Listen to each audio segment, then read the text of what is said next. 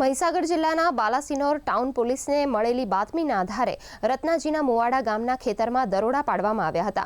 એરંડાના પાકની આડમાં ગેરકાયદેસર રીતે ઉગાડવામાં આવેલા ગાંજાના 258 છોડ મળી આવ્યા છે, જેની કિંમત 2,36,98,000 રૂપિયા છે। બાલાસિનોર પોલીસે આરોપી વાઘજીભાઈ શિવાભાઈ પરમાર વિરુદ્ધ NDPS એક્ટ હેઠળ ગુનો નોંધી કાયદેસરની કાર્યવાહી હાથ ધરી છે। पुलिस ने एक रेड की है। आरोपी वागजीभाई शिवाभाई परमार उन्होंने अपने खेत में बिना पास परमिट के गांजा के पौधे उगाए थे।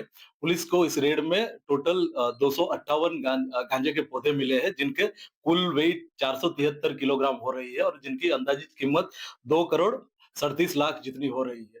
पुलिस ने ये पूरे गांजे के पौधे हैं उनको रिकवर किया है, साथ में आरोपी को भी अरेस्ट कर लिया गया है।